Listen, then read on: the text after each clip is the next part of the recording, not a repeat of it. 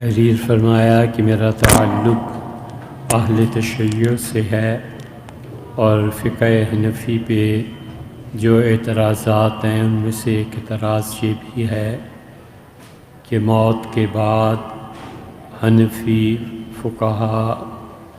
اپنی اہلیہ کے جسم کو چھونا منع قرار دیتے ہیں اور اسے گناہ سمجھتے ہیں، جبکہ فریقین کی کتابوں میں یہ ہے کہ سیدنا علی رضی اللہ عنہ نے اپنی اہلیہ محترمہ رضی اللہ تعالی عنہا کو غسل دیا تھا۔ تو آخر حنفی فقہ میں یہ قید کیوں؟ دیکھیے بھیا، بہت آسان سی بات ہے۔ حنفی فقہ میں اور فقہ جعفریہ میں دونوں میں یہ چیز ہے کہ شوہر اپنی بیوی کو غسل دے سکتا ہے یا نہیں۔ حنفی فقہا کا مسلک بہت سادہ اور آسان ہے، اور اہل تشیع کے ہاں آج کل ان کے مفتی حضرات کیا فتویٰ دیتے ہیں یہ تو ہمیں علم نہیں، لیکن ہمارے اساتذہ میں جو اہل تشیع تھے وہ کہتے تھے کہ ہمارے نزدیک بھی اپنی اہلیہ کو غسل دینا جائز نہیں ہے۔ فتویٰ آپ کے ہاں اس کے برعکس ہو ہمیں خبر نہیں، لیکن ہمارے جو اساتذہ اہل تشیع سے اور بہت سخت تھے شیعت میں، وہ بھی ناجائز قرار دیتے تھے۔ مسئلہ اصل میں شروع ہوتا ہے کہ آپ کی اور ہماری کتابوں میں سب جگہ یہ آیا ہے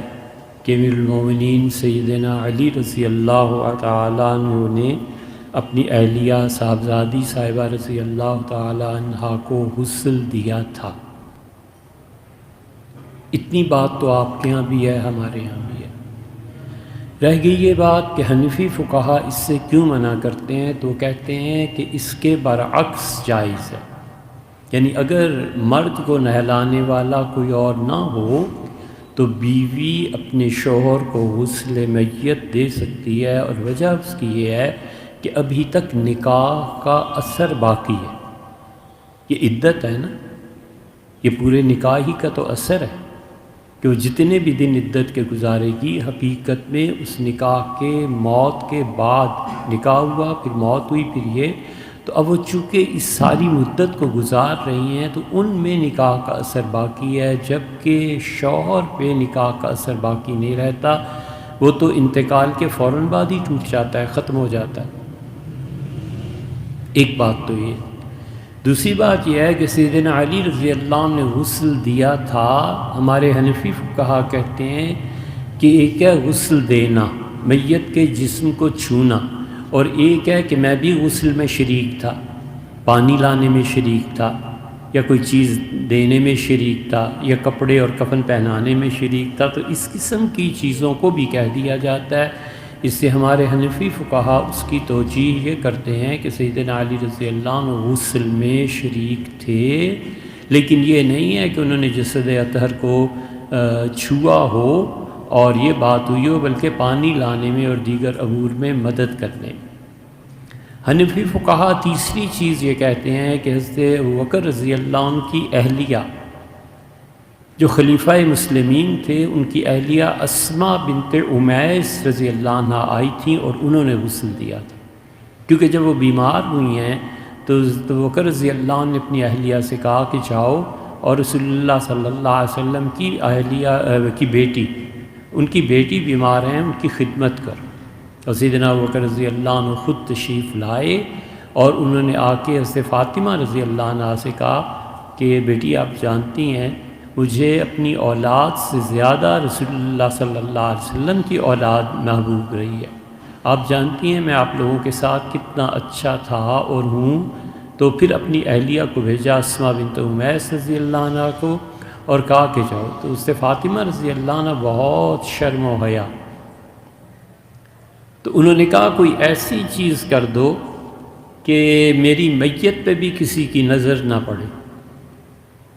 مجھے بڑی حیا آتی ہے۔ تو میں اگرچہ نہا کے لیٹ گئی ہوں اور موت کے انتظار میں، مگر پھر بھی تم یہاں رہنا اور مجھے غسل دینا، اور رات کو تدفین کر دینا تاکہ کسی مرد کی نگاہ میرے جنازے پہ بھی نہ پڑے۔ تو انہوں نے صاحبزادی صاحبہ رضی اللہ عنہ سے کہا کہ میں نے حبشہ میں یہ دیکھا ہے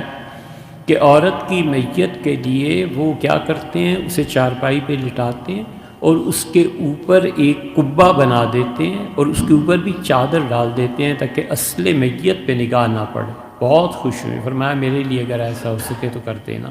اب بھی بعض جگہ جنازہ جب اٹھاتے ہیں تو اس کے ساتھ ایک اوٹ، اس کی اوڑ لگی ہوئی ہوتی ہے، اسے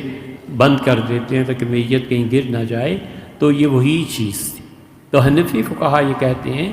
کہ حضرت فاطمہ رضی اللہ عنہا کا غسل ایسے ہوا تھا اور ان کی تدفین کے لیے جنازہ بھی ایسے ہی لے جایا گیا تھا۔ سیدنا علی رضی اللہ عنہ تو اس کو معاونت کرتے رہے۔ چوتھی چیز حنفی فقہا نے لکھی ہے، انہوں نے کہا یہ اعتراض حضرت علی رضی اللہ عنہ کی زندگی میں ہی حضرت عبداللہ ابن مسعود رضی اللہ عنہ نے کیا تھا،